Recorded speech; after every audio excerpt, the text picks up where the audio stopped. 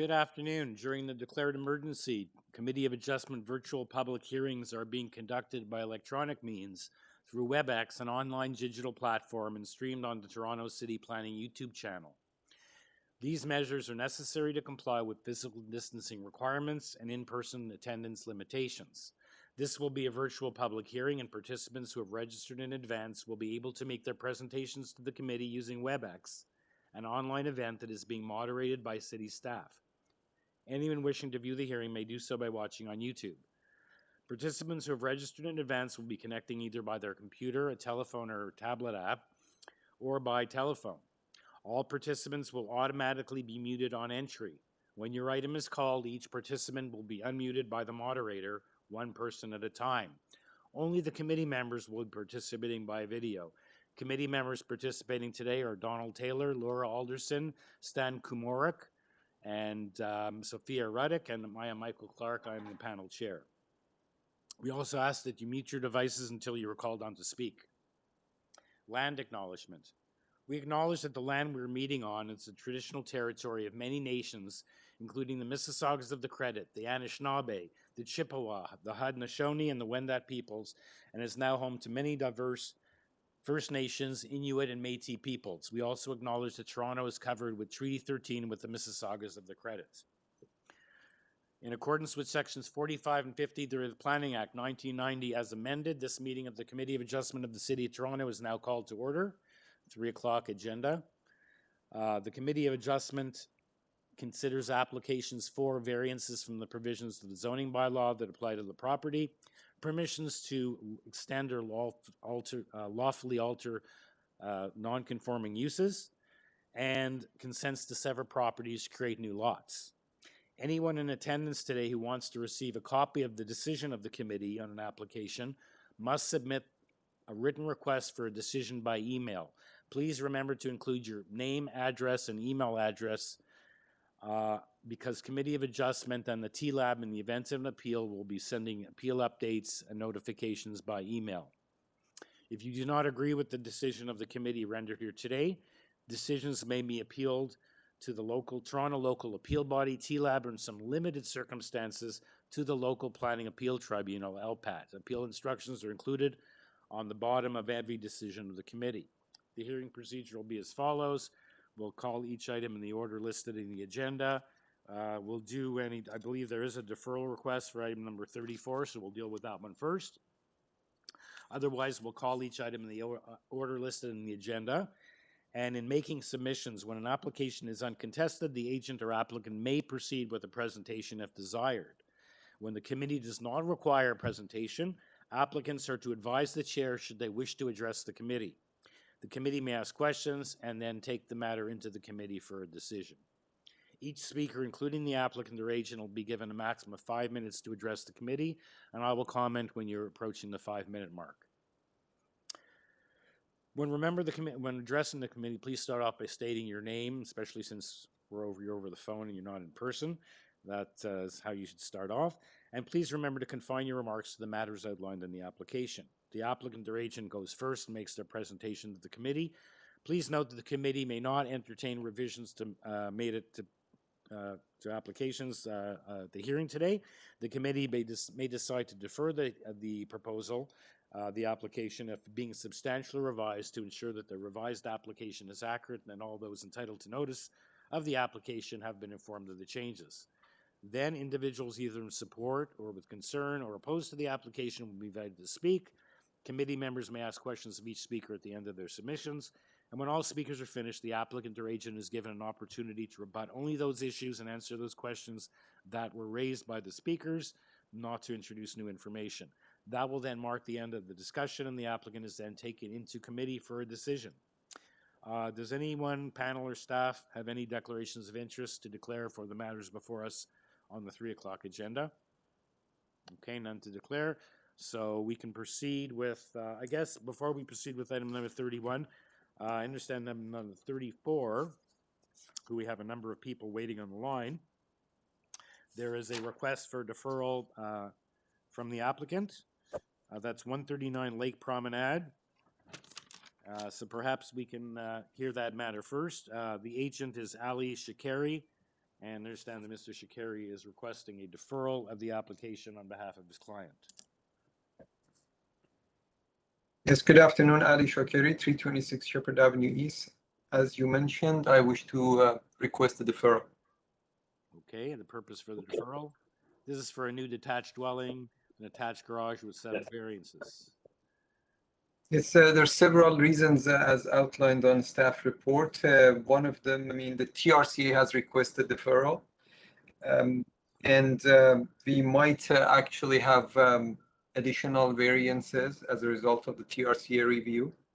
Okay. And also the planning department has requested the deferral. So we have accepted that and we wish this to be deferred. Thank you. Okay, so we have a couple of people on the line who are registered to speak on this matter on the merits, and we should perhaps let them weigh in on the issue of the deferral. The first person is a neighbor across the street, John Sakal, and the other two are the Long Branch representatives. So perhaps we'll hear from Mr. Sakal briefly and then from one of the members of the ratepayers. Mr. Sakal?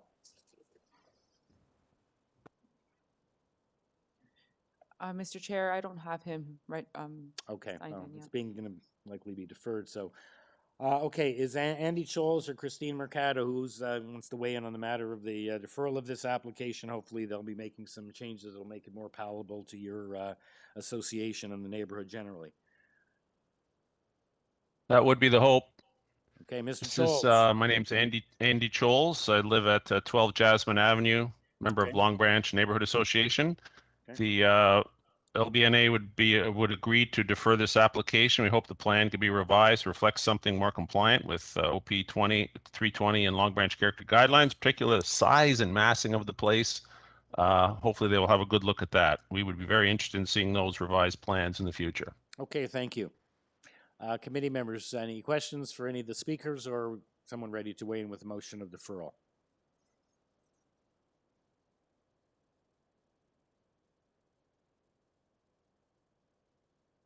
Mr. Chair, I'll move deferral to enable further communication between the applicant and TRCA and the Long Branch Neighborhood Association. Okay, thank you. Seconder for that motion. Ms. Radic, thank you. All in favor? Okay, the matter unanimous. The application is deferred. Thank you very much. Thank you, Mr. Shakari. Thank you, Mr. Scholes. Okay, so back to item number 31, 83 3rd Street. And this is an application to construct a second-story addition over the existing dwelling and a new rear deck. There are 3 variances. We have a letter of concern and then a retraction of that letter. So we have nothing before us whatsoever. Registered to speak on this matter is Mark Lilly, the agent, as well as the neighbor next door at 85 3rd Street, Mr. Roy. Okay, so let's hear from Mr. Lilly. Hello, this is Mark Lilly. I'm the agent for the owners at the property. Yes. Did you need me to make a presentation? Well, we have a letter of concern that was then, it says redacted, but I think it means retracted. Same difference. But we do have someone, and I'm just trying to see who that letter was from. I think it's the same person that wrote the letter. Oh, okay. Let's just, yes, it is.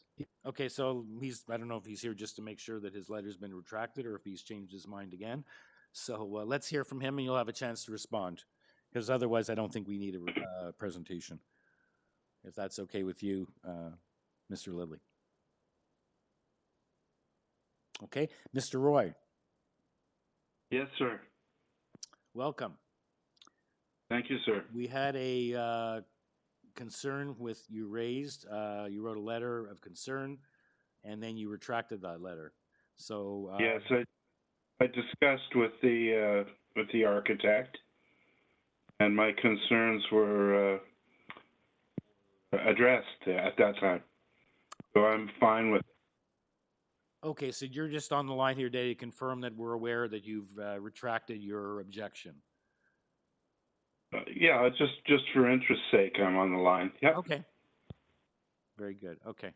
So you are the only other speaker, so let's open it up. Committee members, if you have any questions either for the neighbor or for Mr. Lilly, or is someone ready for a motion? So I guess a simple top up and a deck with 3 variances. No urban forestry. Okay, I find the application to be minor and meeting the 4 tests and would therefore like to move approval with no conditions. Okay, thank you, Mr. Komorak. Ms. Alderson, your hand's up to second. All in favor? Unanimous approval. Okay, thank you, Mr. Lilly. Thank you, Mr. Roy. Thank you very much. Okay, item number 32 is 16 Lemonwood Drive. And it's an application to construct a 2-story front, rear, and south side additions. There are 3 variances. And Metrolinx is written in with no objection, and that's all we have. The speaker for this application is Oris Stoyanovsky. Welcome, sir. Good afternoon. Good afternoon, Chairman Committee. Good afternoon. So very straightforward application with 3 variances. Would you like to advise the committee of anything before I see if anyone has any questions for you? No. Yeah, we have no communication from any city departments or neighbors, and just Metrolinx, and they're fine. Okay, committee members, any questions for Mr. Stoyanovsky? And if not, is someone ready to weigh in with a motion?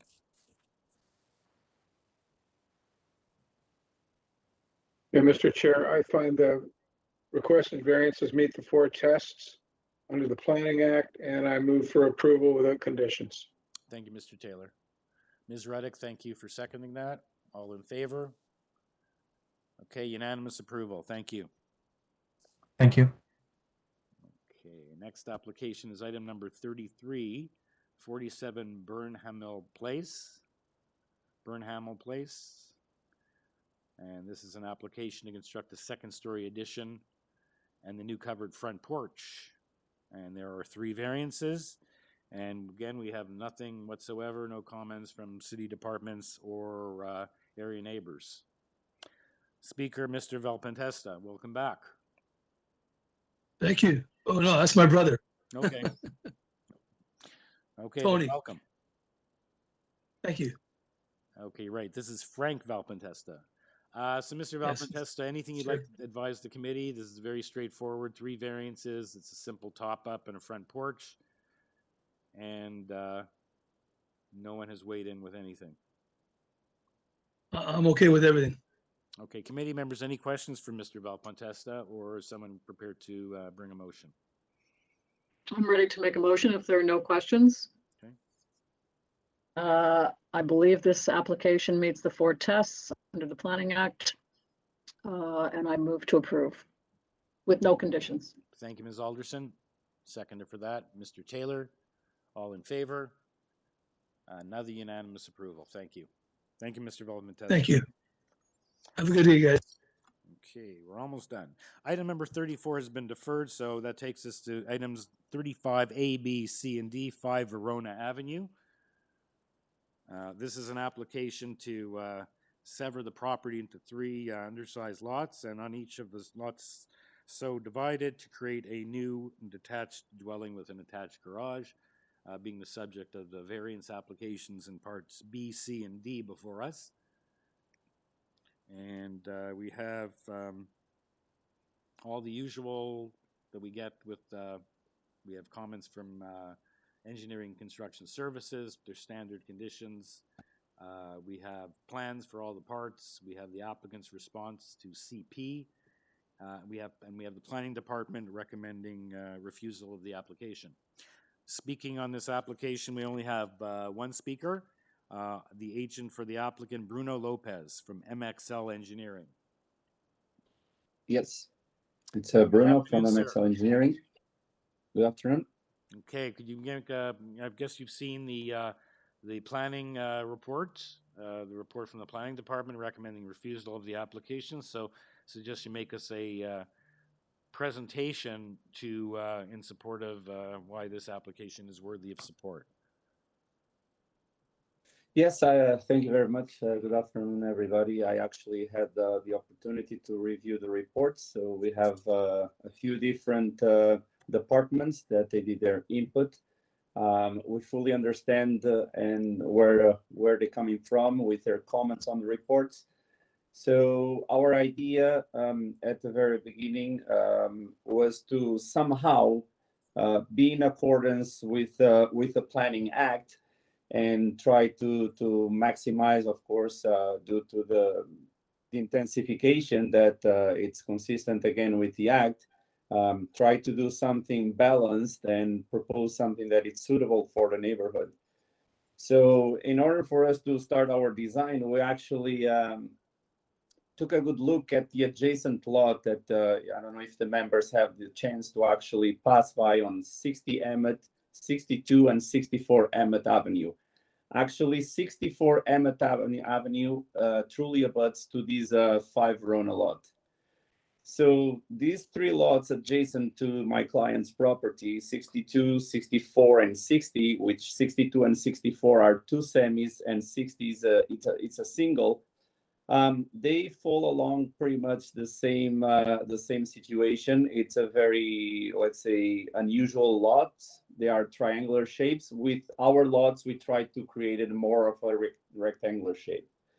In terms of areas and setbacks, we pretty much try to somehow mimic these existing conditions just on our neighborhood, on our neighbor. And that's pretty much what we try to do. We try to make a 2-story home, like very similar conditions to the adjacent lots. And that's the design that we come up with. So we understand.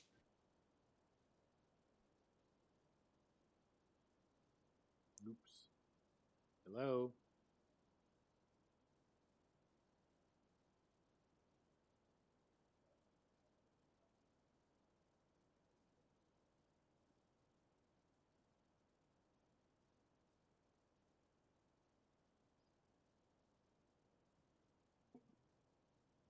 Bruno, are you there? The original lot, of course, is going to be bigger. Hello? But again, due to the circumstances. Excuse me, Bruno. Yep. About 20 seconds ago, you cut out. Oh, sorry. Yeah, we I haven't don't heard know. what we were about 20 seconds where you didn't hear you. You cut off mid-sentence, but you're back. So. Okay. Thank you. So continuing, trying to I backtrack guess you 20 have to seconds. deal with the planning report, the amount of variances. I guess they're saying there's quite a number of variances on these, occasioned by the Correct. substandard lots. So you're Correct. trying to show us how it's compatible with the adjacent properties. The FSI for these properties, you're at 1.55 times coverage or 0.8. So can you show Correct. the committee where these variances are, should be acceptable, notwithstanding the planning report? Correct. If we do with the neighborhood from the 40s or the 60s, of course, it's a different story. But when we're dealing with something that was implemented in 2014, so these 3 properties adjacent to my client's property actually were approved in 2014. So they've been here for several years, and I believe that they, of course, establish a precedent for the neighborhood. So we are evolving. We are doing a little bit more intense. And we just try to keep the look-alike exactly as the neighborhood. So again, when we come on Emmett Avenue, we have the same look-alike. So these houses that they're going to be facing the corners of Emmett and Verona, they all going to look alike. Okay, so they may feel so. I guess there are no neighbors here with concerns. It's basically just the planning department feels that it's overdevelopment of the lot, doesn't enforce or respect the prevailing character. Committee members, do you have any questions for the agent? I have a question. So the property at 64 Emmett Avenue, which is just around the corner from your property, those are semi-detached houses. They're not detached homes. Correct. And all of the ones on your street are also semi-detached homes. And I'm just wondering why you haven't considered a semi-detached project. Yes, indeed. We actually looked into that situation. There was a possibility. It's just what we could bring to have the semi-detached. Again, nowadays I understand that people have different economical situations, but we were trying to keep with the upkeep of single, because single, in my perspective as a designer, they have better look and they fit better the neighborhood other than the semis. Actually, on Verona, there is more of singles, but yes, there are some semis in there. These adjacent properties, 64, 62, it's a semi, yes, and number 60, it's a single. My view as a designer, I see if we do semi-detached, then it becomes a little bit more of a monstrosity that will look a major, massive, big house. If we do 3 singles, at least gives the sense of, it creates less mass. Okay, any other questions? But you're trying to ram 3 houses onto, 3 undersized lots. Essentially that's what it comes down to. So. Yeah, I understand, but again, we're just trying to somehow mimic the existing situation that we have right adjacent to us. It's not something that happens down the street or on the next block. It's actually on the backyard. I actually had, I went there a couple of times myself, and I see the setbacks actually existing on this Emmett Street are way less than the ones that we have. So we have setbacks on Emmett, both front and back, about 1 meter. So our setbacks in the back are more than 1 meter, and in front, they are way bigger than that. So our conditions are, I would say, way more favorable if we compare apples to apples of existing conditions of the neighbors and what we are proposing. Thank you. Any further questions, or is someone ready for a motion?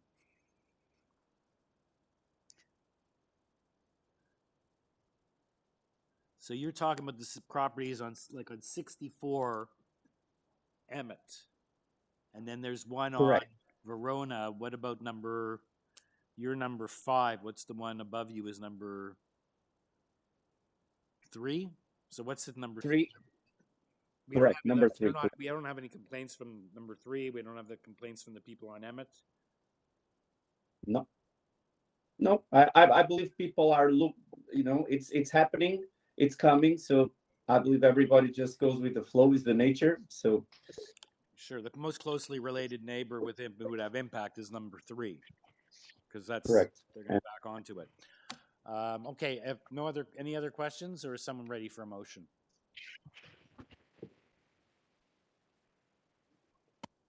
Yeah, Mr. Chair, I'll weigh in. I'm fully supportive of the Community Planning Department report on this application, that it constitutes overbuilding. I believe the lots are about half the size of what the zoning bylaw requires. Because the lots are small, the floor space index has to be more than double. There's a substantial front yard reduction from zoning, and a very minimal rear yard of 1.25 meters, which I think the term was used before, that this was jamming 3 houses onto a lot. That's how I see it. I don't see it being compatible at all with the development in the immediate vicinity, and I move refusal of the consent and the minor variances. Okay, thank you, Mr. Taylor. Do I have a seconder for that motion? Ms. Alderson? And I see Ms. Radic's hand go up. All in favor? Opposed? Okay, the motion carries 4-1. The application is refused. Mr. Komaric dissenting. Okay, thank you, Mr. Lopez. Item number 36, A, B, and C, 216 Delta Street.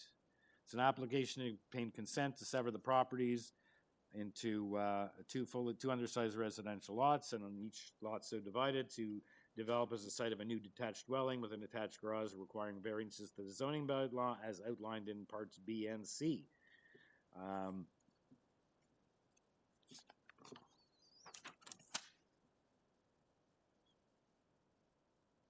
Okay, this application, I thought I saw something about a deferral request, but then I see in the additional materials received yesterday, we have a revised notice with 12 12 variances. And it's been highlighted. And perhaps we can get that up on the screen from the additional materials. And the speaker on this application, only one, is the agent Franco Romano. Mr. Romano. Good afternoon, Mr. Chairman. Franco Romano, Action Planning Consultants, 2095 Autumn Breeze, Port Credit. Okay, so what's the status? I saw something about a deferral request, but then we received revised plans. So can you fill us in on I what's think going we on? should be ready to proceed, sir. We've made some reductions to eliminate the lot coverage variance. There's also been an increase in the external side yard setback to 1.04 meters. And those result in a reduction in the floor space index or the gross floor area. And then there's some other reductions relating to the height of first floor and I believe it's the cellar height. So we've made some reductions there, and I think that is reflected in the highlights that you see there. So I'm looking to amend the application and proceed since there's no more deferral necessary in this case. Okay, so right, planning staff was requesting in their memo of June the 10th that the matter be deferred to provide the applicant an opportunity to modify, be more in keeping, etc. So you've now made changes. We don't know planning's position, correct, as to whether these changes would be acceptable or not, because I guess they haven't had a chance to weigh in again. Or can you give us some guidance? You're one of the most reputable, experienced planners that appears before us. So is this acceptable to planning, or we don't know?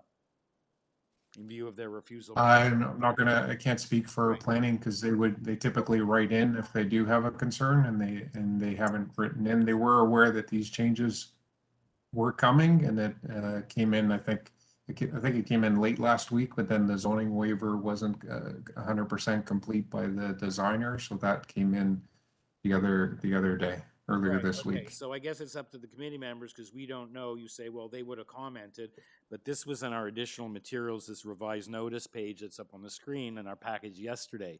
So is it plausible that they haven't had a chance to respond? We don't know, but I guess the committee can make that determination because we don't have an explicit sign off saying, yes, we're now happy, we have no further concerns, which we often get in a one-line email. We don't have that here, correct? So it's up to the committee to decide whether these changes, they feel now with these changes, notwithstanding the planning report based on the old numbers, if this is supportable and worthy of support. Fair? Correct, but typically that is fair, and typically, I will just add one other point, sir, if I may, and that is that typically staff say that they will write in saying that if you don't make the changes, then they recommend refusal, but they did not even do that. So anyway, why don't you just quickly walk through the changes for the members? And you're the only speaker here. There's no one else here in objection. So sure. So Romano, they did say it to the committee not decide not to grant a deferral. They recommend it be refused. Am I correct? Or am I reading? No, I didn't see that.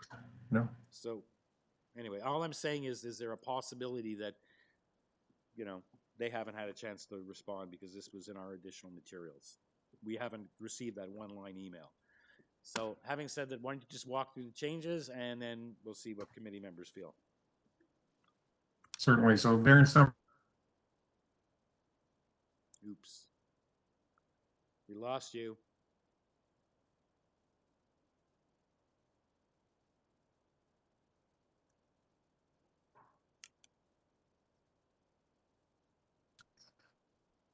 I lost the screen. So did you lose me? You want to start over? We had lost you just as you're about to start. Sure. Thank you. I think when that happens, I know what happened to a previous speaker. Like I continue to see all of you guys. So I don't know what happens when. And we continue to hear online as well. Oh, I see. Okay. So I appreciate it. So variance number 3 is removal of the lot coverage variance. So the buildings have been reduced in size. Variance number 4, you'll see the floor space index has been reduced as well, and that's as a result of the reduced footprint and increased side yard setback. We'll see that in variance number 5. Variance number 5 is side yard setback on the outside of 1.04 meters now. And then if we can scroll to the next page, you're going to see in variance number 9. This is a projection. So the platform projects less into the side yard setback, and that's a function of having a larger building side yard setback. So that is a reduction, even though the number is, so that's a reduction in the variance. So that's number 9. Number 10 is a reduction in the height, first floor height to 1.5 meters, and a reduction in the cellar ceiling height in variance number 11 to 1.35 meters. So that's those are internal, and also the pedestrian entrance reduction. I will say that those two heights are still lower than the neighboring first floor and cellar heights. I believe the first floor and the cellar heights next door are approaching 2 meters and more. And if we get to slide 1, I can show you that. And then variance number 12, this is actually a so this is a reduction. And I think the 11.3 meters is shown there twice. I believe the variance was 11.3 and it should be 11.1 square meters. So the reduction is to 11.1 square meters for variance number 12. And that is, it says there the proposed rear platform at or above the second story. But if we come to slide number 2, you're going to see that this platform is off of the first floor, because the first floor is being considered the second floor by the zone examiner because of where that cellar location is. Those are the revisions, sir. Thank you, Mr. Romano. Annalisa, can you put the revised page up back on the screen? Yeah, thank you. Okay.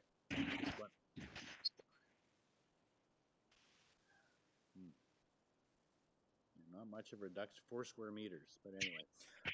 Committee members, any questions for Mr. Romano?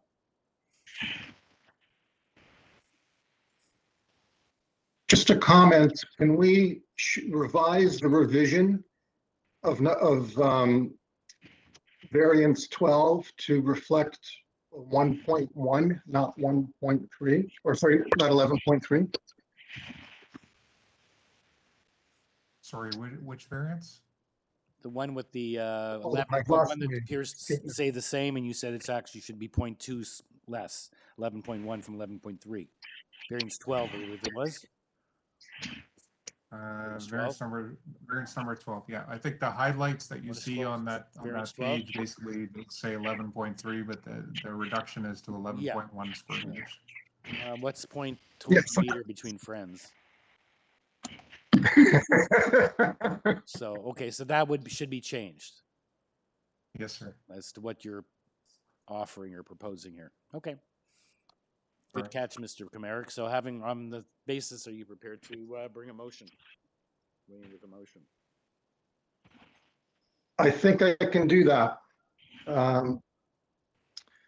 It would still be subject to, I believe, two transportation or the usual transportation conditions. And forestry is chiming in. I don't know if Mr. Romano can address forestry's concerns, because they're suggesting refusal. Yes, sir. If we look at the site plan drawing, you're going to see that the driveway swings around the city tree. So it does not go through the city tree. And the arborist report that's being submitted shows that there's a 1 meter encroachment into part of that tree protection zone. So I believe that urban forestry's condition number 1 would be appropriate in this. That's what I'm going to suggest, that it be conditional on urban forestry condition 1, and then the engineering conditions 1 through 7.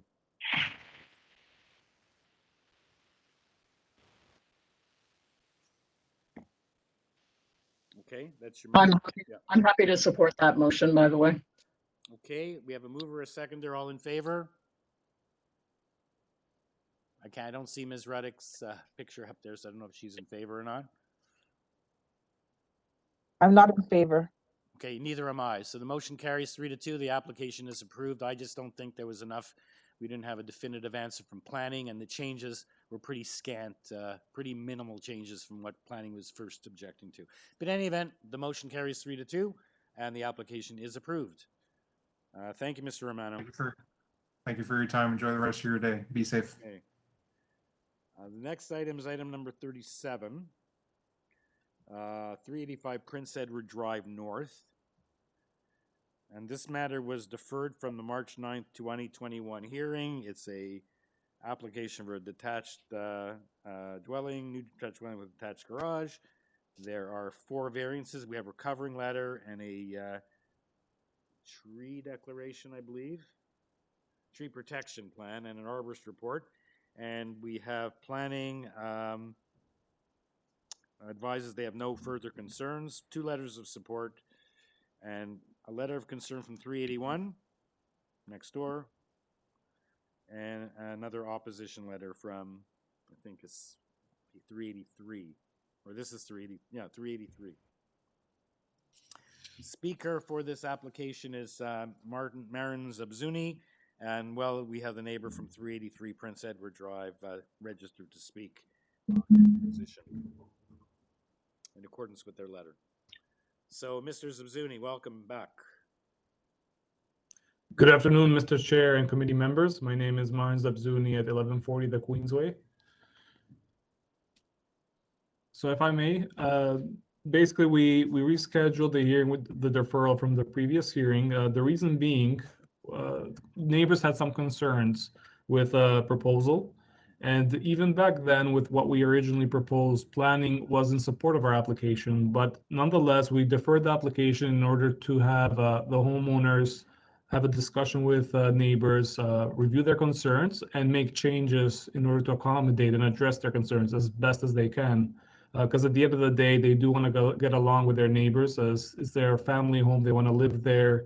And, you know, that's the goal for the previous deferral. So since then, we have actually made significant changes in reducing proposed lot coverage, reducing floor space index, reducing building length, reducing building width, and improving side yard setback. We removed the roof over the rear deck. We reduced building height. And now we are coming here for 4 variances. And speaking of items number 2 and 3, in building length and building depth, these variances are triggered due to the rear excavated deck.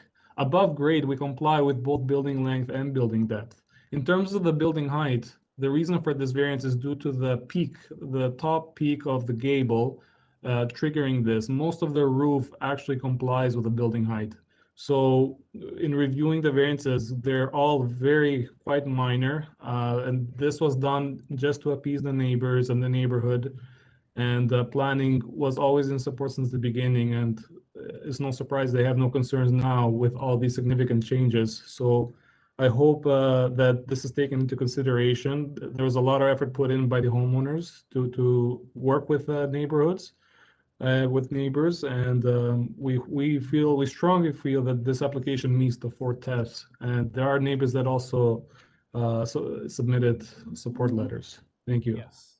Yeah, we had 2 support letters, and we have the neighbor at 385, and now we have the neighbor at next door at 383, who wrote the letter, who is registered to speak. So before we do that, does anyone have any questions for Mr. Zubzuni at this time? Okay, in that case, we can hear from the neighbor, and he'll have a chance to respond as well. Okay, is it Mr. or Mrs. Ahmed who are speaking? Hi, it's Mr. Ahmed speaking. Okay.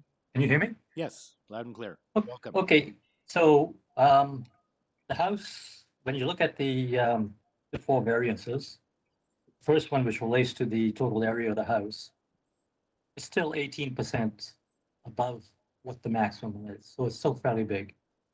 And in this particular neighborhood, most of the houses are in the range of 15 to 2,000 square feet. This one works out to 3,203. The front of the house and the height, we're right next door to them. We've got a story and a half. So compared to their house, ours is going to look like a midget. It's it will portray us as being fairly small, which is a change from the way the houses are now. The other major concern I have is the depth of the length of the house and the depth. The forestry has written 2 memos, one on the 17th and one on the 18th. Both of them are saying to reject this because we have a tree which is going to be impacted to a certain degree. The roots of the tree are going to be impacted. This is a double trunk walnut tree, black walnut tree, which is city protected, and is at the border of the 2 properties on our side. So the forestry report was fairly clear in what they're asking for. I know that the arborist has written a report on the owner of the house, but I would like that clarification and acceptance by forestry of the arborist report to be completely acceptable, because there is going to be, even with the reduced size, 15–20% of the roots of the tree will be destroyed with the size of the basement. Okay, so those are the main points that I have to go by. And we'd like to ensure that everything is done so the black walnut survives. This is one of the few trees we have on our property. It's a beautiful tree. So if they could take a look at that and get the forestry input into your decision, I'd appreciate that. Thank you, Mr. Ahmed. Yeah, forestry has weighed in with a request for denial. And typically when that occurs, if the committee is approving the application, it then becomes a condition number 1. They have to make an application to injure or destroy a city tree. That has to go to community council. So there is another process. Does anyone have any questions at this time before we move on to back to Mr. Zubzuni for his response to the Question, Mr. Ahmed. I have a question. Yeah. Sir, are you responding to the original application or the revised application with these comments? So definitely the revised application. The revised application, the length of the house has been reduced by about 1 meter. Okay. We realized that. We realized the overall square feet have been reduced. And also they've made an attempt to, in the original application, probably about 40% of the roots would have been destroyed with the way the basement was. Now they're planning to use a helical piles in a certain area where the deck is going to go, and that should reduce the impact on the roots quite a bit. So the house is still over 3,000 square feet. Is that what you're saying? It is. I mean, compared to the houses on Prince Edward Drive, the houses in general, some of them have additions in the back, but even so, in general, they're about 1,500 to 2,000 square feet. Okay, thank you. Any other questions for the neighbor, or go back to Mr. Zubzuni? Okay, Mr. Zubzuni, can you respond to the concerns of the neighbor as outlined? Yes. So as we said before, in terms of FSI, we're proposing 57%, where 50%, up to 50% is allowed. This is well within many approved builds in the area. It's quite minor for the lot size and for the building envelope of this proposed home. In terms of the building length and depth, again, this is only due to the rear excavated deck. We comply above grade. So these variances have no impact to the neighbors. And we want to reiterate that. For building height, only a small portion of the peak is triggering this variance, as seen on the front elevation. Most of the roof complies. It's a traditional home, and we did a gable in order to, add some curb appeal to the design. So it's not just something a bland, essentially, to add to the neighborhood. It's a Kingsway home, and it's very fitting in that style of home in the neighborhood. In terms of the walnut tree, yes, we actually reduced part of the basement. We jogged it in to reduce injury to the walnut tree. We worked with our arborist, and we're happy to work with urban forestry in order to salvage that tree, as the homeowners also want to keep it. So we made efforts to the design in order to address that. Thank you. Okay, thank you. Any questions for Mr. Zubzuni or for the neighbor at this point, or we'll take it into committee for a decision?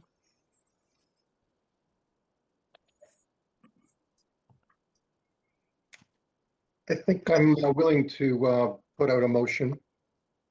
I believe it does meet the 4 tests. I would like to move a motion to approve, but with a number of conditions.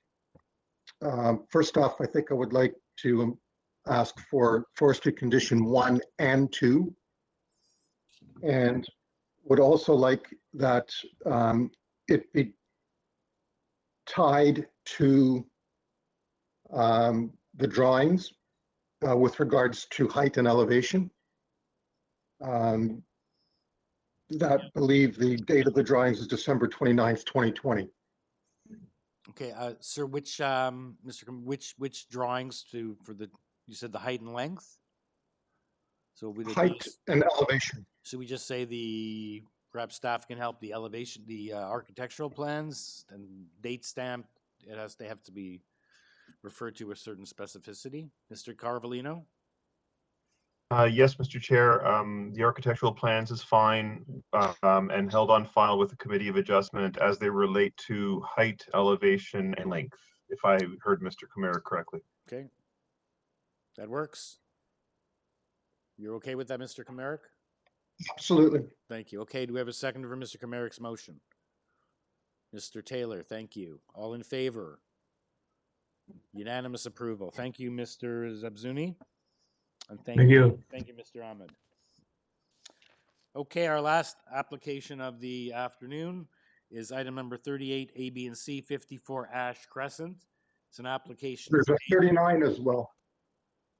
Oh, there's 39, correct. Okay, I jumped the gun. Thank you.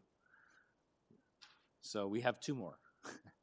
So this is to obtain consent to sever the property into 2 undersized residential lots, and on each lot so created to develop as the site of a new detached dwelling with an attached garage requiring variance to the zoning bylaws set out in applications B and C. Each of those have 6 variances. We have 8 letters of opposition, the Long Branch guidelines, the planning report dated April 21st. Before this matter, by the way, was deferred from the April 29th hearing. So that report is dated prior to that hearing. We'd like to hear, I guess, from Mr. Benkowski as to what, if any, changes were made since that time. And we also have neighbors registered to speak from 52 and 55 Ash and 34 31st Street. Oh, as well as on the next page, neighbor at 59 and 42 Ash, 12 Jasmine, 11 Atherton, and 24 25th Street. Sorry, that's the last 2 speakers are the representatives of the Long Branch Association. Sorry, the last 3. And I guess with so many neighbors, we'll have only 2 speakers from the Long Branch in the interest of brevity. So the first speaker we'll hear from is Mr. Benkowski, the agent. Morning, sir. Oh, sorry. I was here in the morning. Good afternoon, panel. Yes. So the application was deferred for a notice issue from the original hearing date. Sir, if we could bring up the support material I submitted to deal with the consent portion first in terms of the lot area and the lot frontage. What I've done in my support materials, I've provided a map that is off of the City of Toronto website scaled to show the prevailing lot sizes as well as lot frontages along this block of Ash, both on the north side as well as on the south side. The north side is continuous. Okay, why don't you just wait until staff gets your material up on the board? That would help. There we go. That's it. So what I've done here is I've taken the north side as the south side. As per OP 320, that speaks to the idea of prevailing lots. What we've taken here is of 19 total lots on the north side, there are 11 lots that are at the 7.62 meters as the proposal that is before you today.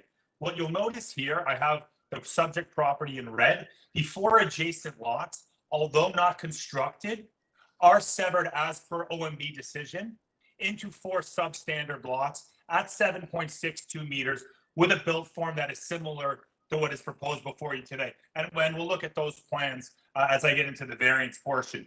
So I've taken the north and the south side, measured each lot, and what we have here are 32 total lots on the north and the south side that exist today. 17 of those lots are at the 7.62 meters, which is proposed before you today, which comes out to 53.1%. And I hate to reduce plannings to a numbers game, and that is not my intention here. But what we can clearly see here is that the majority of lots are at the proposal that is before you today. So what exists along Ash, both along the north and the south, is the prevailing lot frontage and lot area, if not smaller, based upon the angled portion of Ash where this lot frontage is today. Moving to the variances now, the variances per built form do relate to an FSI request. And what we, yes, if we can go back to the subject property there, we can see the subject property is a kind of wartime 1-story bungalow that's there today. The FSI request is only related to 2 built form requests that are causing that FSI increase.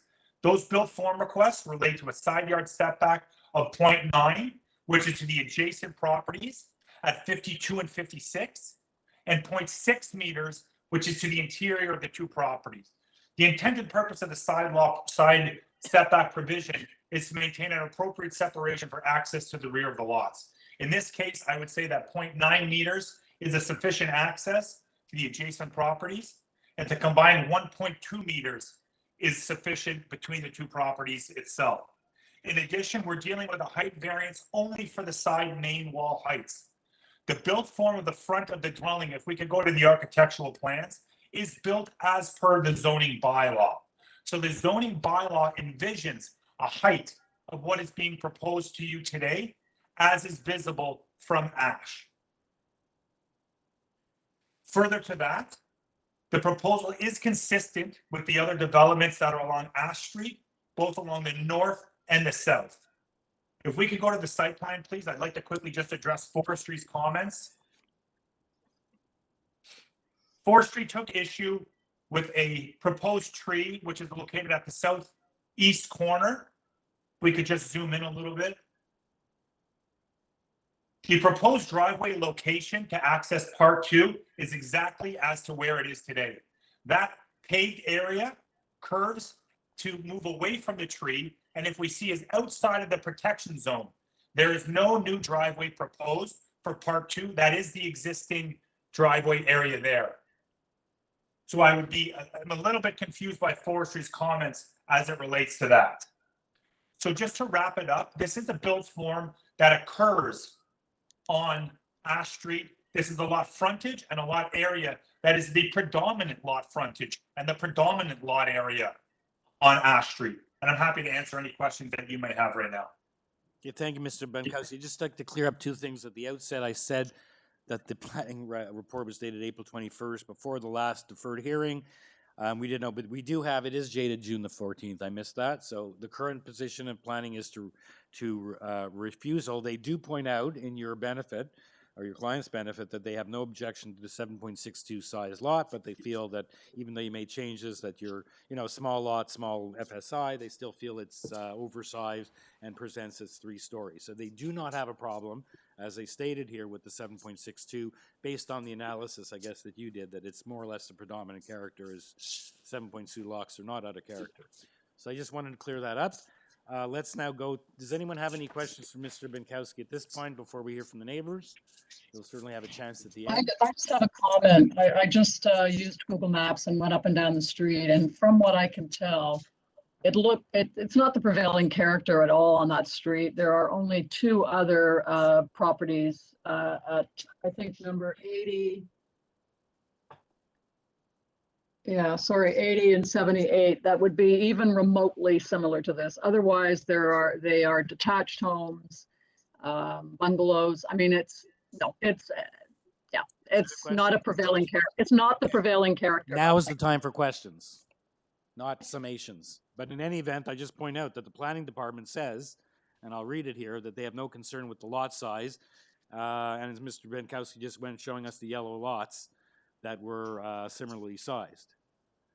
Here, hold on. Just want to read that out, make sure I didn't miss it.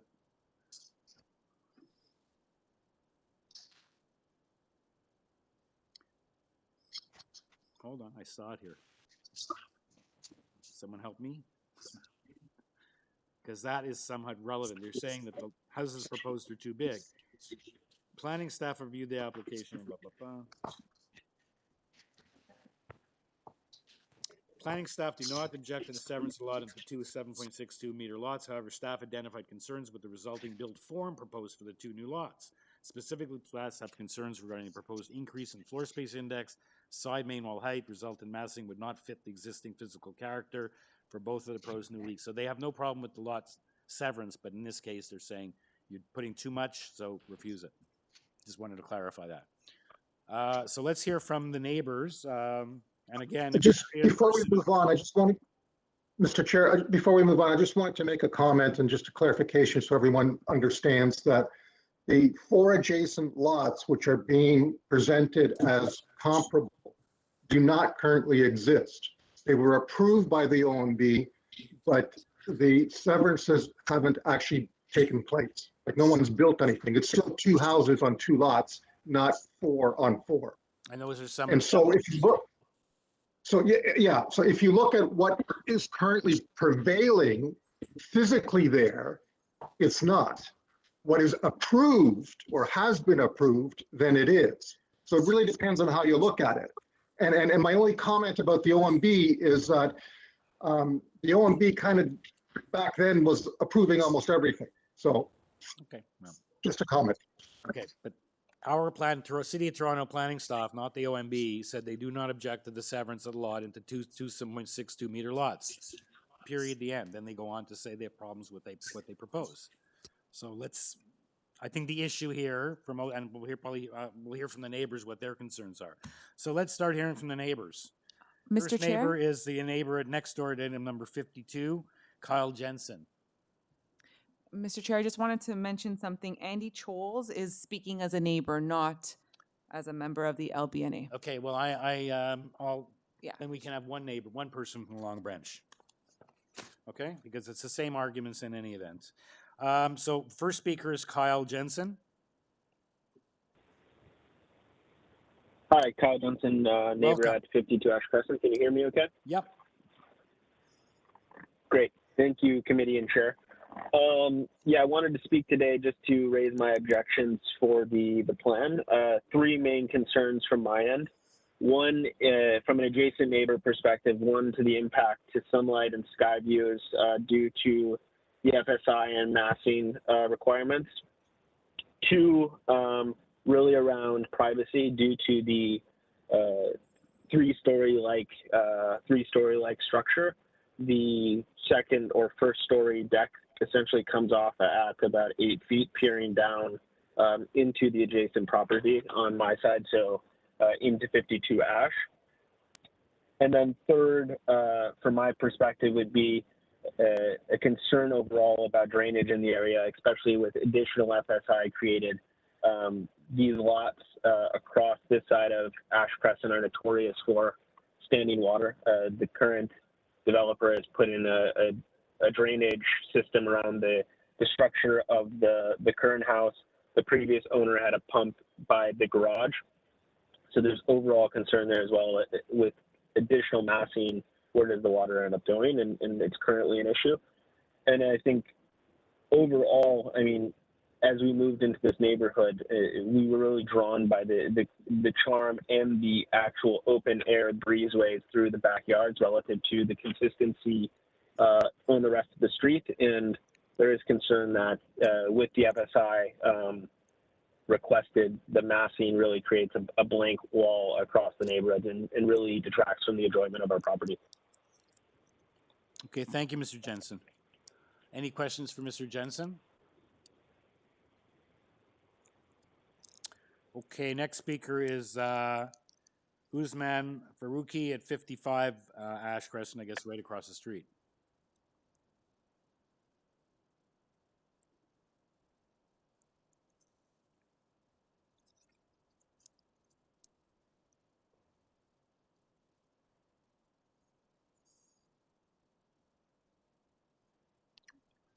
don't have anyone there? Okay, well, we have lots of other speakers. Maybe we'll come back. Next speaker is Giselle Goncalves from 34 31st Street. Hi there. I am a resident of Long Branch who lives around the corner from the proposed site, and I've chosen to speak today because in April 2021, we received a TLAB decision on a property immediately to the north of us, 38 31st Street, and it is almost identical to the proposal that was put forth to this body today. Both this proposal and 38 31st Street contain, first, an inappropriate severance where densification is neither required nor wanted, a combination of variances that results in two buildings that are well beyond the bylaw FSI requirement of 35% and a result in two looming structures. Third, an application with no consideration or plan for two beautiful trees, which are a defining part of this neighborhood. And fourth, a disregard for the Long Branch character guidelines, which were brought in place by the city to help ensure that the fundamental character of Long Branch is protected. As we have noticed over the past several years, developers have been targeting Ash Crescent, and despite the objection of residents, the street is starting to fundamentally change the character of the street specifically and Long Branch generally. This must stop now while the prevailing character of Long Branch is large lots with smaller homes that can still be preserved. Much of Long Branch's larger 30, 40, and 50-foot lots with homes well below the bylaw required FSI, and lots of green space all around them. The application you are hearing today is the exact opposite and should be denied. This isn't simply my opinion, but also the view of other neighbors, the Long Branch Residents Association, who you'll be hearing from, but also most recently in his decision delivered on April 16th, 2021, regarding that application next door to me, 38 31st, Staniel McCooch of TLAB. I'm not going to quote his decision because you can, I believe it's been submitted. Every concern that was put forward in the application for 38 31st Street is present in the application before you today at 54 Ash. It took us over 4 years, including 8 days at TLAB, to come to that obvious conclusion. And I ask that the committee members here today save us all the time and resources and upload the intention of the official plan and refuse this application. Thank you. Thank you, Ms. Goncalves. Does anyone have any questions for the speaker? Okay, we'll go on to the next speaker then. Ventia Indaway at 59 Ash Crescent. Hi, thank you very much. It's Vanita Indaway. I am the neighbor directly across from 54 Ash Crescent and have lived in the neighborhood for 20 years. I have 3 points that I would like to make. And first, I want to acknowledge and thank Mr. Kermack for pointing out that the two properties adjacent to 54, which are split legally in terms of presence and the look of the street, haven't changed one iota. And new renters just moved in, so I don't see that changing in the near future. The other thing I want to point to in terms of the plan that's presented by the applicant is that there are inaccuracies in that plan, and I did respectfully submit documentation which is posted correcting those inaccuracies, so I believe that they've had time to represent them accurately to you. On that plan, on the northwest corner, the first two undersized lots that they're referring to are actually a 3-story apartment building.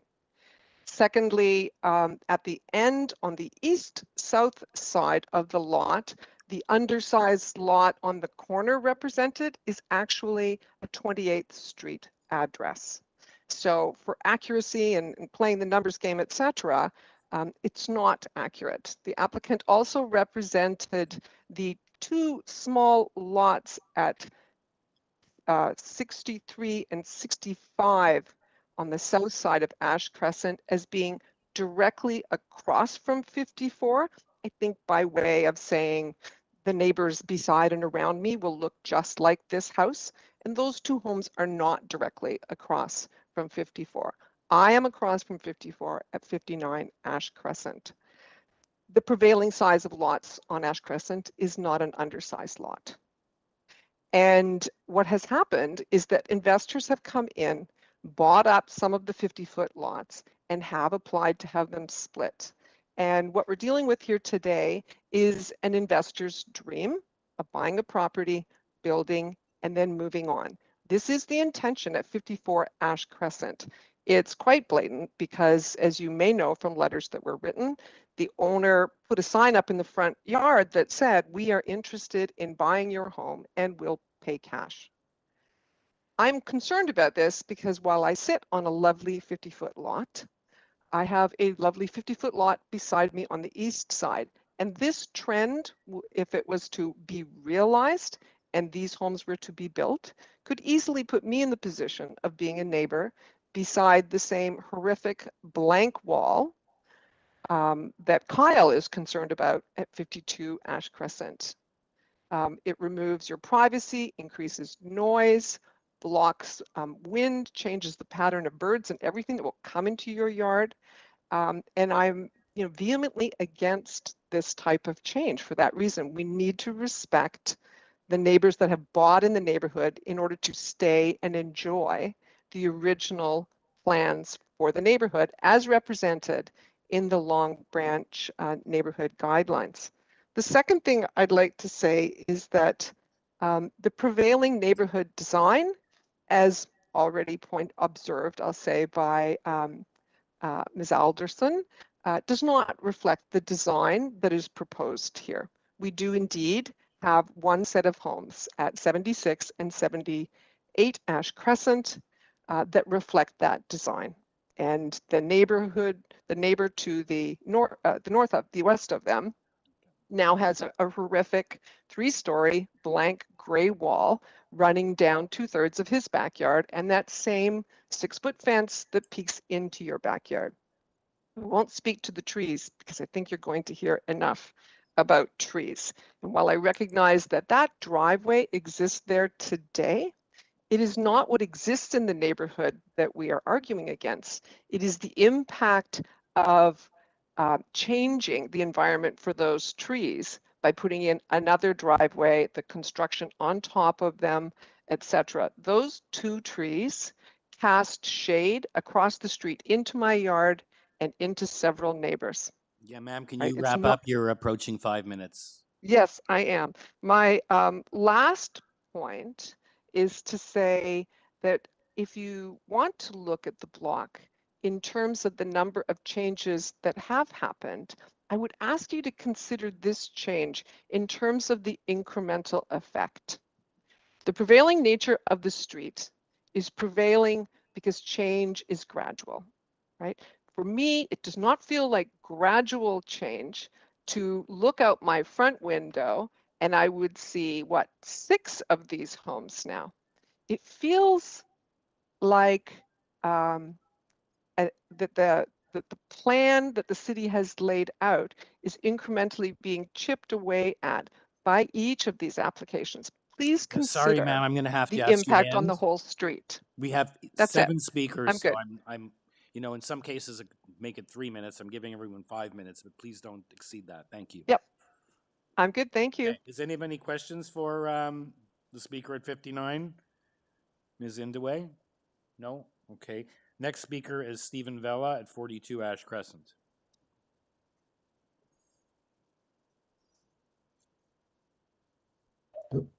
Hi, everyone. How are you today? My name is Stephen Vella. My family and I have lived at 42 Ash Crescent, a well-maintained 100-year-old home since 2002, and before that 10 years on Alder Crescent, also in Long Branch. Our house has a 0.19 FSI, and we raised 3 children there. The City of Toronto is constantly talking about affordable housing and creating starter homes for young families. 54 Ash is the perfect starter home. It does not have to be created, it already exists. It is a great starter home on a beautiful tree lot. The requested plans have no consideration for the protected trees on the property. The trees are shown on the plans, but the plans do not show the hoarding of the protection zone. This makes the application incomplete according to PE 25.1, Section 4, that was adopted in March of 2018. Families that want to purchase houses for themselves are in competition with developers that do not have the same budgetary concerns. They need to be on a level playing field. There is no such thing as a fixer-upper anymore. And we have to change that by enforcing the current development restrictions that are placed on development in Long Branch. Nothing new has to be written.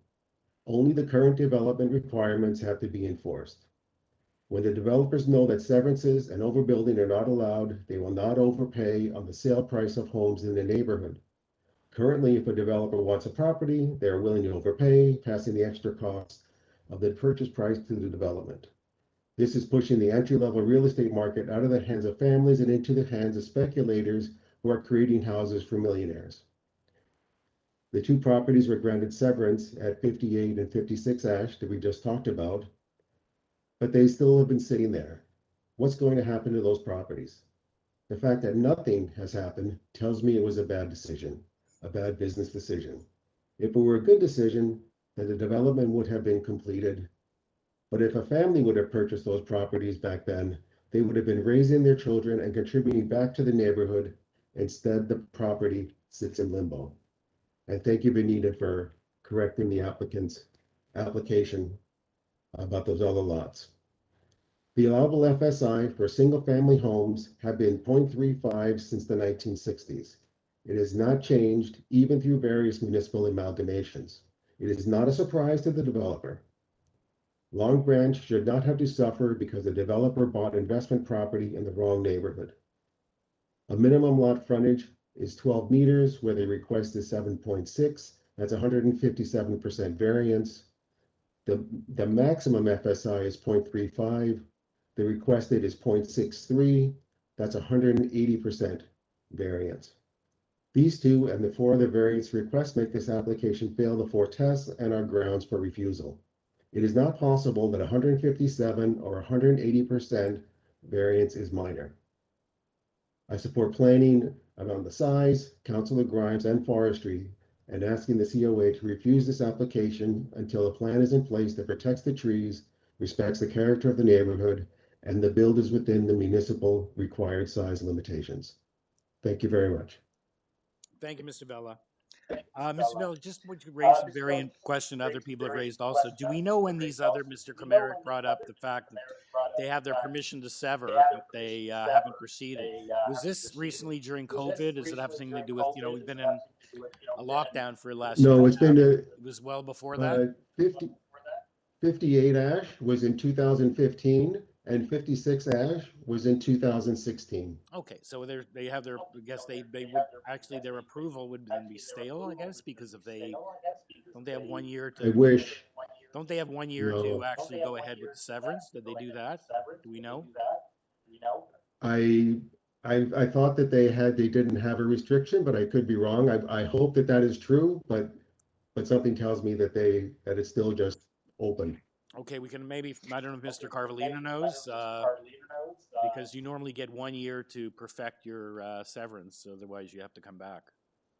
You can do the severance, but it doesn't mean you have to build. You have another 2 years after that. Okay, I'm just wondering where they were in that, but if that's relevant. Okay, so now we have 3 speakers left. Andy Scholes, Christine Mercado, Judy Gibson, all from the ratepayers. Mr. Scholes has said, oh, I'm speaking as a neighbor. I don't know where Jasmine is in relation, but either we can have 2 speakers at 5 minutes or 3 speakers at 3 minutes apiece. Actually, Mr. Chair, Andy Scholes has stepped aside, so it will be Judy and Christine. Okay, because I don't know how close Jasmine is, but, Okay. Okay, so anyway, we have 2 speakers. Usually one speaks about the trees and one speaks about the planning issues. So let's hear from, I guess the next one is Christine Mercado. Welcome, Ms. Yes, oh, thank you, Mr. Chair. Can I get my letter pulled up, please? I'd like to refer to it as well. I've got some graphics.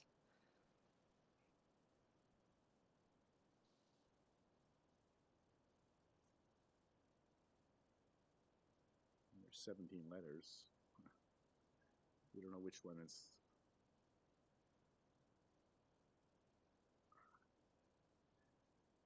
Maybe 14. Yep, that's it. That's it. Yep, that's it. Okay, so if you can just go to page number 3. Oh, that's not helpful to you, but okay, there you go, lot frontage. Okay, so as you can see by the map that I've provided, sorry, we're looking at lot frontage. The prevailing lot frontage of the geographic neighborhood is bylaw compliant, and along Ash, it is a bit of a tipping point on the block that we were speaking of. As it turns out, it's a 50-50 split between bylaw compliant and Long Branch neighborhood character guidelines compliant frontages and 7.62 meter lots. So it's really a co-prevailing, character that's on that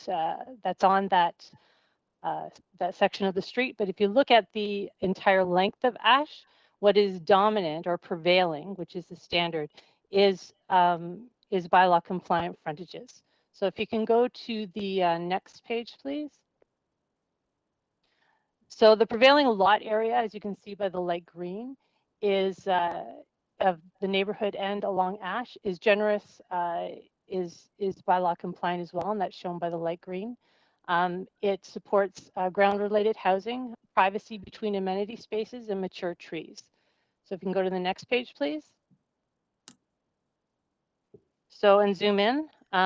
So this is in the Long Branch Neighborhood Character Guidelines, which is a clarification of OPA, of the official plan and the intent and purpose of the bylaws. And what I've highlighted is what is a Long Branch compliant lot frontage. And as it states here, it's lot frontages between 9 and 15.24 meters is defined as a character of Long Branch. And then it says conversely, new recent lot severances, which are dispersed throughout the neighborhood and produce comparatively narrow frontages, which are 6 to 8 meters, do not meet the intent and purpose of the zoning bylaw. So if you can go to the next page, please. Okay, and then from our assessment, these features actually give us back into 4.1.5. And this application, we actually agree with planning where it is contrary to 5B, 5C, 5G, and 5H of 4.1.5 of the official plan. If you can go into the next page, please. Okay, actually just go to the next one, please. We'll just skim through that. Okay, and then we get into the FSI. If you can zoom out so we can see again. As you can see by the light green, the prevailing FSI featured by the light green is also 0.35. And what's being built now may be a little bit above, but it's been on existing lots, and severances have not been approved. So if you can go to the next page, please. So we've examined the implications of these variances, which are not new. And what they produce is relatively small lot frontages and really high and really big houses, which are super tall and loom over the street. Go to the next page, please. And then they produce these long blank walls. The one on the right is actually on Ash. And you can see the deck that actually looms over the 6-foot fence. So there's a compromise in privacy. So go to the next page, please. So I've highlighted the character defining conditions that this application does not adhere to. And to be clear, this clarifies specifically how this application does not adhere to 4.1.5, as well as the OP environmental policies that Ms. Gibson will speak to. Go to the next page, please. And this is the order that Ms. Gonzalez actually spoke to. And if you go down, I've highlighted the important decisions for the rationale in red. And he actually speaks to the fact that the lack of care for the trees, as well as the lot frontages. Ms. Mercado, can you try to wrap up, please? Because it's 5 minutes. I absolutely can. I'm just finishing. Okay. So this decision actually confirms what we're actually saying. I would also like to just mention that the planning actually said that as such, it is recommended that consideration of the consent and associated minor variances applications be deferred. So they were actually looking for this application to be considered as a whole. So I would hope that this committee would actually not consider splitting the difference and splitting the lot and not granting the variances, because that will leave us no far. Yeah, no, that Thank you. Yeah, just Ms. Mercado, that can't happen because then you'd have a split lot without any approval. So it's general Exactly. practice. You don't approve until you know you're proving what's going on there. That just doesn't happen. So Exactly. don't worry about that. Okay. Okay, thank you. Any questions for Ms. Mercado before we go on to the last speaker, Judy Gibson, also from Long Branch? Okay, Ms. Gibson, welcome.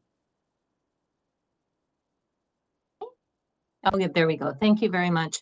My name is Judy Gibson. I'm the Vice Chair of the Long Branch Neighborhood Association and the Chair of the Tree Canopy Preservation and Enhancement Committee.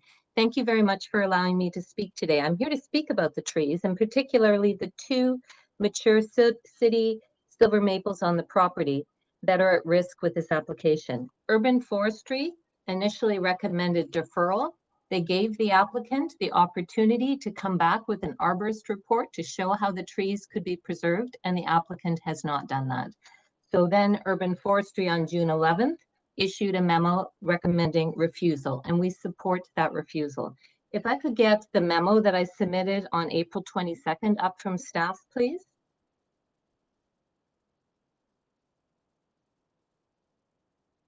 No, that's not it. It's a letter. Okay, well, I can show some of these. So these images here show the impact of lot severances on trees in Long Branch. So if you can go to the next one, there is an example. This is on 27th Street, just around the corner from Ash. And this was a large silver maple that was to be protected during construction, and it did not survive and ended up being removed. If you go to the next one. The next slide, please. This is another one further down on 27th Street. Again, a large silver maple where a lot severance was approved by the OMB. If you go to the next photo, the next one, sorry. There it is after construction, and go to the next one, please.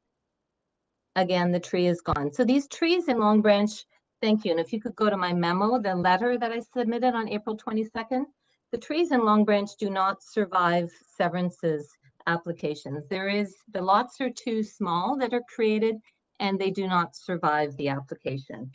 You'll see in the photo, that's still not mine. That's still not my memo, I'm sorry. There it is, there you go, thank you. If you could go to the photo, please. This shows the tree canopy on the current property at 54 Ash. You'll see those trees, the canopy expands the whole property. And by running a driveway down the middle between those 2 trees, within their tree protection zones, it will actually damage those trees to the point where they will also suffer the same fate as those other ones that you saw. The City of Toronto released a report in January 2020 saying that Long Branch is the hardest hit neighborhood for tree canopy loss in all of Etobicoke, York. And it is a result of a large part of it. The preventable part of it is about lot severances and overdevelopment in Long Branch. Our tree canopy, at a point where the city has wanted to grow tree canopy to 40%, went from 26.5% in 2009 down to now 15% in 2018. We really do need to preserve every single healthy tree. And the city official plan policies support that. If you go to the next page, you'll see I've listed the policies in the official plan, chapter 2, policy 2.2.1, policy 2.3.1, policy 3.4, and it goes on and on, 3.4.1. So there's multiple policies in the official plan that speak to the preservation of trees. And as already referred to some of the other speakers, I just wanted to run through, we've been through 5 TLAB hearings very recently where decisions have come out where planning did not have a problem with the severance and TLAB refused it. TLAB refused it because these applications did not respect and reinforce the character of Long Branch, and they were impacting protected trees. Ms. Gonzalez referred to 38 31st Street right around the corner. Another one is 70 36th Street. The most recent one is 80 39th Street. And just a couple weeks before that was 27 39th Street. And earlier this year was 77 35th Street. All of which involve severances, all of which planning did not have a problem with the severance, but TLAB ultimately, when they took a look at the application as a whole, refused it. So again, we would say that based on the TLAB precedents, based on looking at this application as a whole, based on the fact it doesn't fulfill the criteria for consent nor the 4 tests, we would ask this committee to please refuse it. Thank you so much. Thank you. Any questions for Ms. Gibson? So let's go back then to Mr. Brinkowski to respond to the various concerns raised by the neighbors and by the Long Branch people. Yes, if we could just go back to my support material, please.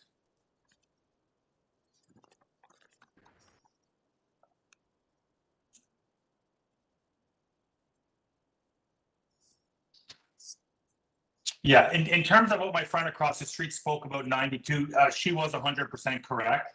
The actual house that's 7.62 meters is the adjacent one at number 90. That is a C of A approved application that is currently before the TLAB. So my friend was correct. I did color in the wrong one. Nonetheless, that is still an approved property that is before the TLAB at the proposed frontage that what is before you today. I think we get a little lost in looking at guidelines and things like that rather than really focusing on what's before you today on an individual basis and how that affects the neighborhood and how that affects the surrounding neighbors.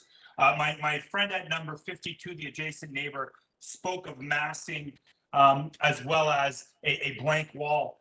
Just to quickly review, the variance we're requesting that is adjacent to number 52 requests a 0.3 meter setback reduction, as well as a modest 0.5 meter main wall height reduction. So the main wall height, as it addresses the adjacent property, is requesting a 0.5 meter increase.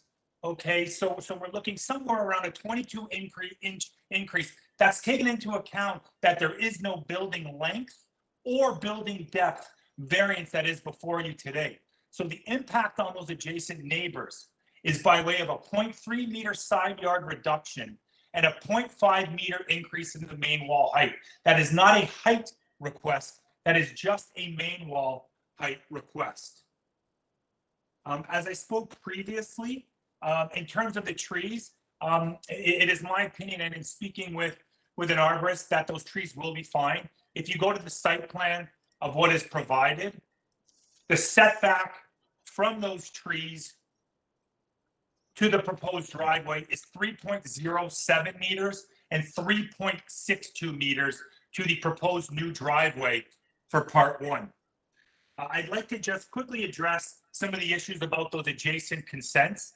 One of the panel members, and I think yourself, sir, Mr. Chair, wondered how the consent process works. You have a certain amount of time to satisfy the conditions. Once those conditions are satisfied, that consent is in perpetuity provided you register the lots.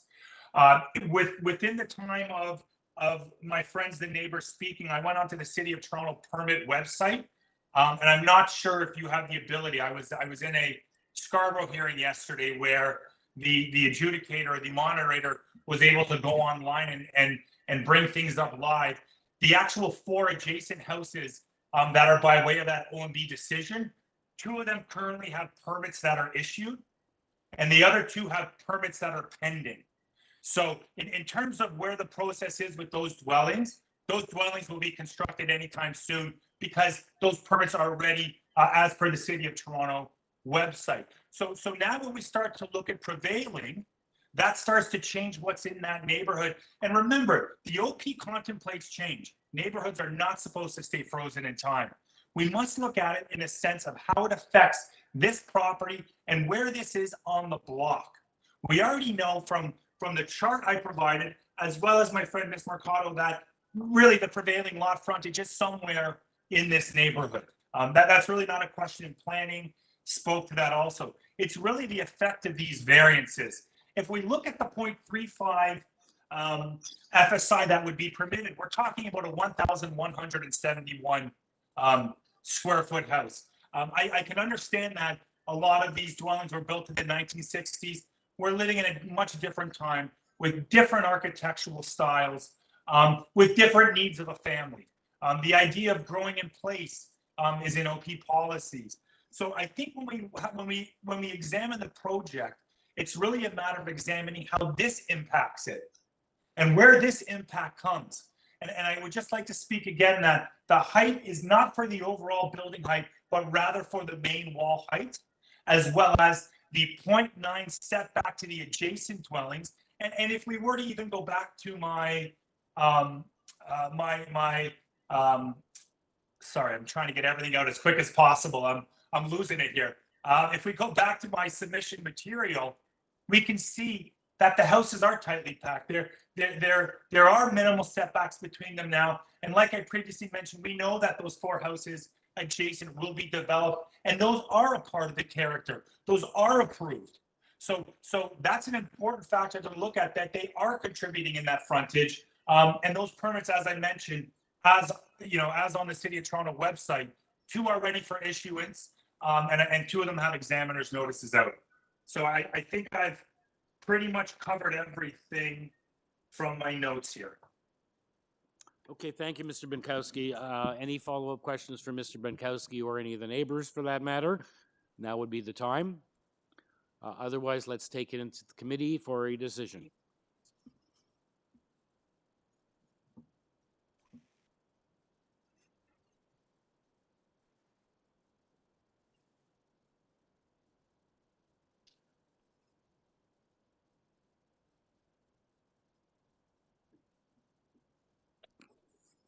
I just checked the building permit status site for what it's worth. There is a permit out for a new house for number 56.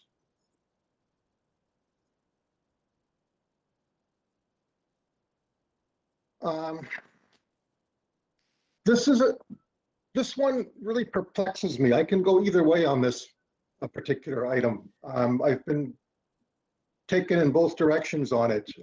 Given that planning is recommending refusal and given that there's not much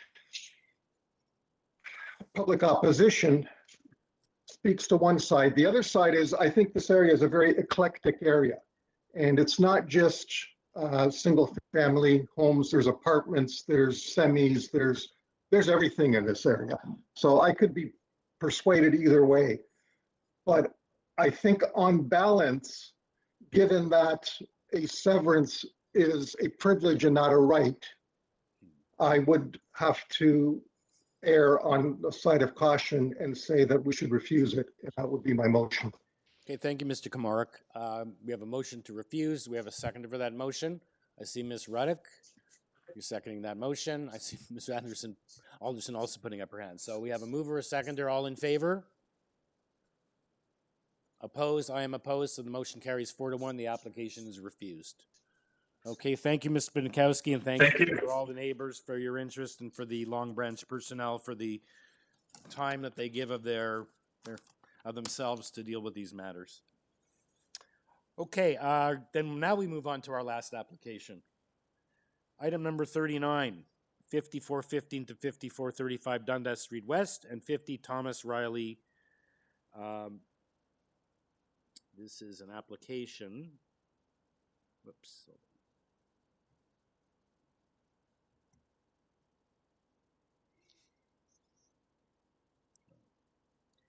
Yeah, 50 Thomas Riley. So this is an application for to construct a new mixed-use building with parking deficiencies.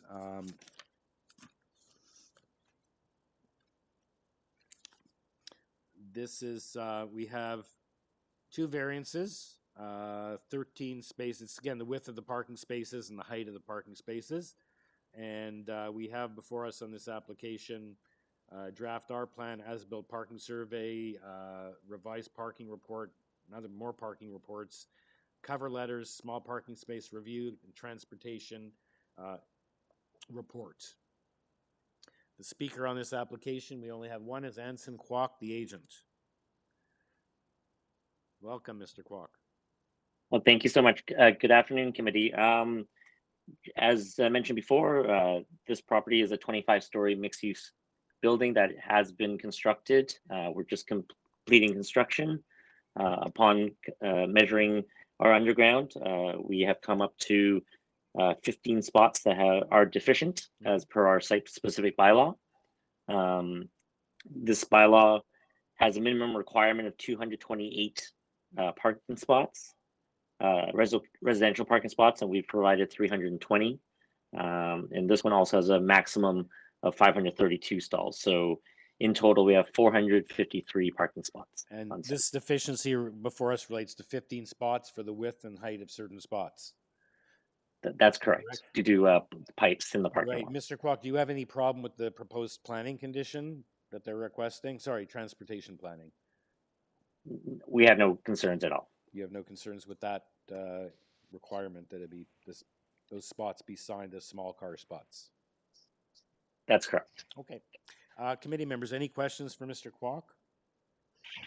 Since we've been through this before today, should we not be consistent in our messaging and suggest that the wording be changed from small car parking to obstructed parking?